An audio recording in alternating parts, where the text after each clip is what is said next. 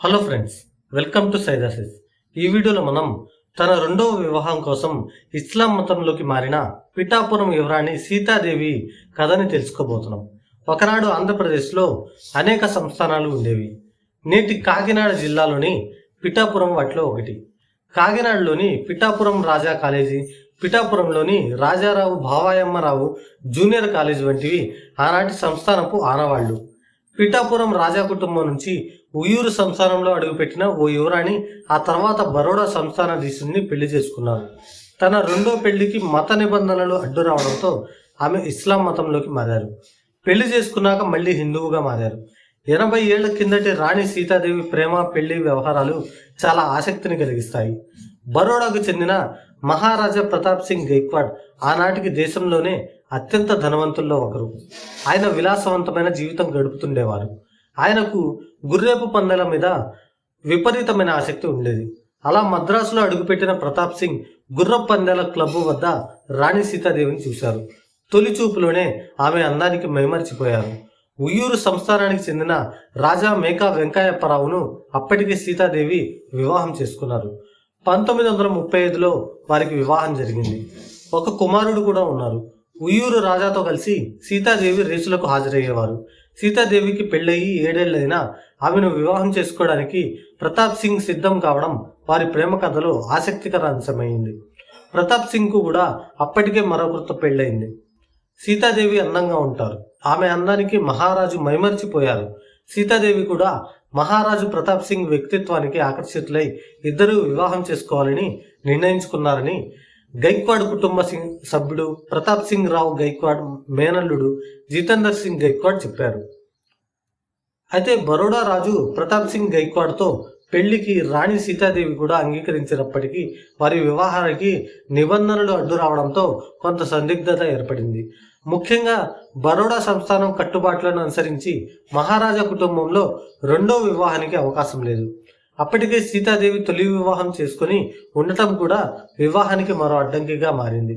ఈ నిబంధనలు అధిగమించి తమ వివాహానికి ఆటంకాలు తొలగించుకోవాలని ప్రతాప్ సింగ్ గైక్వాడ్ సీతాదేవి ప్రత్యామ్నాయ మార్గాలను అన్వేషించారు. బరోడా సంస్థానంలో న్యాయ నిపుణుల సలహాతో మత మార్పిడికి సిద్ధమయ్యారు. మతం మారితే బరోడాలో అమలవుతున్న హిందూ వివాహ చట్టం పరిధి నుంచి తప్పించుకోవచ్చని భావించారు. అందుకు అనుగుణంగా నిర్ణయం తీసుకున్నారు. ఇటు రాణి సీతాదేవి ఇస్లాం మతం స్వీకరించి దాని ప్రకారం ఉయ్యూరు రాజా నుంచి విడాకులు తీసుకున్నారు. ఆ తర్వాత మళ్ళీ హిందూ మతాన్ని స్వీకరించి 1943లో ప్రతాప్ సింగ్ గైక్వాడ్ని వివాహం చేసుకున్నారు. ఆమె ఆ వివాహం విషయమై అప్పట్లో బ్రిటిష్ వైస్రాయ్ నుంచి కూడా అభ్యంతరాలు వ్యక్తమయ్యాయి. అయితే చట్ట ప్రకారం తొలి వివాహం రద్దు చేసుకున్న తర్వాత ఆమెకు రెండో వివాహానికి అడ్డంకులు ఉండవని, ఇక రెండో వివాహం నిషేధం చట్టంపై స్పందిస్తూ రాజ్యంలోని చట్టాలకు రాజుకు మినహాయింపు ఉంటుందని వాదించారు. ఇక రాజ్యానికి వారసుడు గైక్వాడ్ మొదటి భార్య శాంతాదేవి కొడుకే అవుతాడనే షరతుపై వివాహాన్ని వైస్రాయ్ గుర్తించారు. అయితే అప్పట్లో సీతాదేవిని మహారాణిగా గుర్తించేందుకు బ్రిటిష్ ప్రభుత్వం అంగీకరించలేదు. ఆమెను రాజ్యంలోని మహారాణులను ప్రోటోకాల్ ప్రకారం పిలిచే హర్ హైనెస్గా సంబోధించకూడదని నిర్ణయించారు. అయితే సీతాదేవి రాకతో రాజు కుటుంబంలో గందరగోళం నెలకొంది.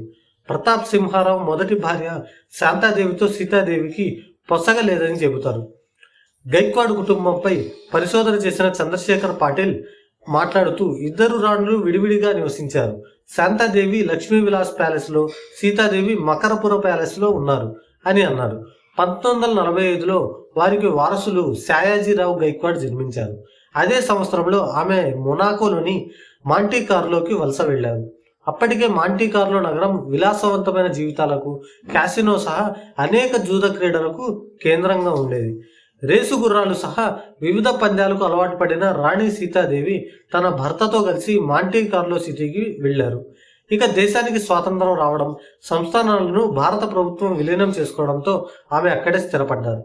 దేశానికి స్వాతంత్రం రావడానికి ముందే బరోడా సంస్థానం నుంచి భారీగా డబ్బు, నగలు, ఆభరణాలు వంటివి రాణి సీతాదేవి తనతో పాటు తీసుకెళ్లారు. మాంటీ కార్లోకి తరలించిన ఆభరణాల్లో 4 ముత్యాల తివాచీలు, ప్రసిద్ధ బరోడా ముత్యాలతో తయారు చేసిన 7 తీగల నెక్లెస్, విలువైన వజ్రాలు ఉన్నాయి. రెండో ప్రపంచ యుద్ధం ముగిసిన తర్వాత వివిధ దేశాల్లో పర్యటించిన ఆ జంట 2 సార్లు అమెరికా కూడా వెళ్లారు. ఆ సమయంలో పెద్ద మొత్తంలో ఖర్చు చేసినట్లు చెబుతారు.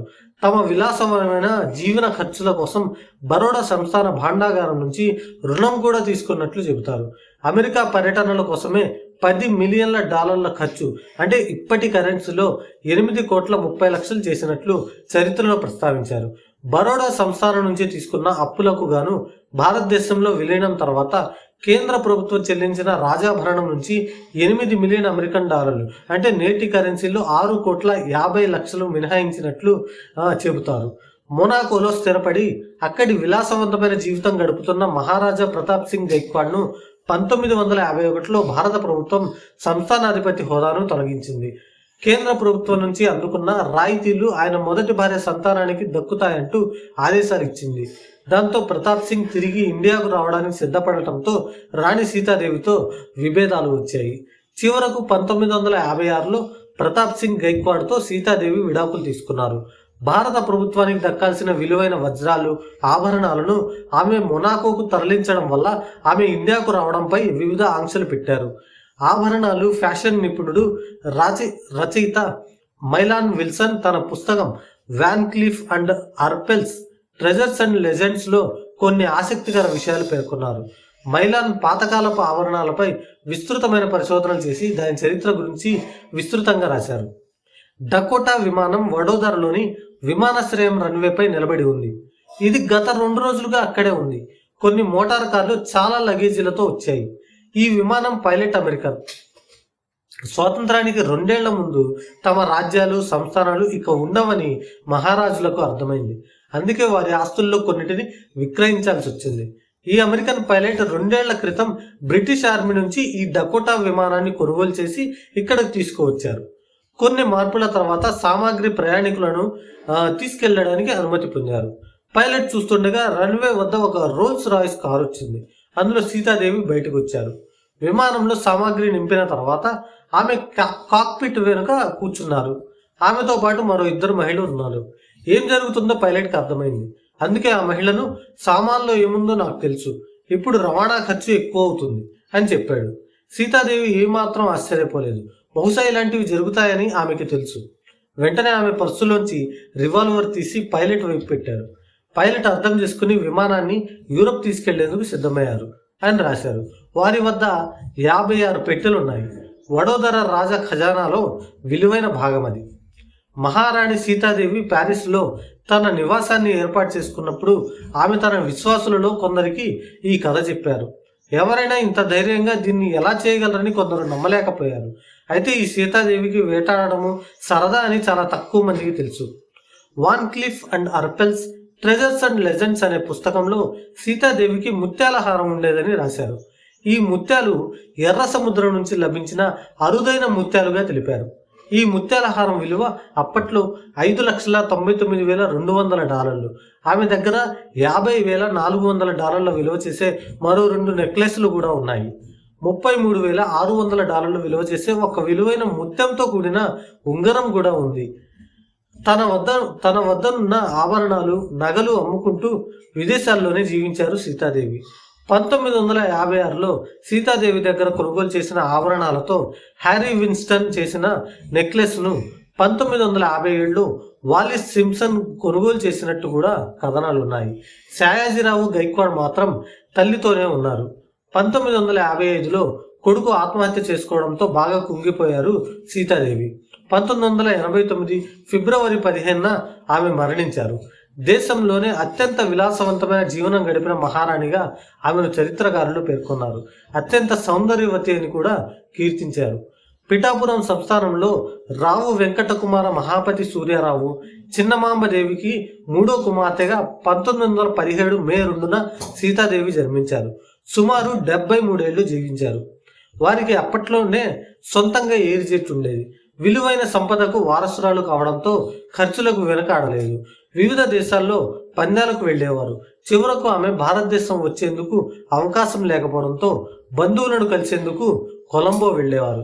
ఆ తర్వాత లండన్ వెళ్లిపోయారు. ఆమె మరణించిన తర్వాత తన ఆస్తిని అక్క కూతురు అనంగ రేఖాదేవికి అప్పగించారు.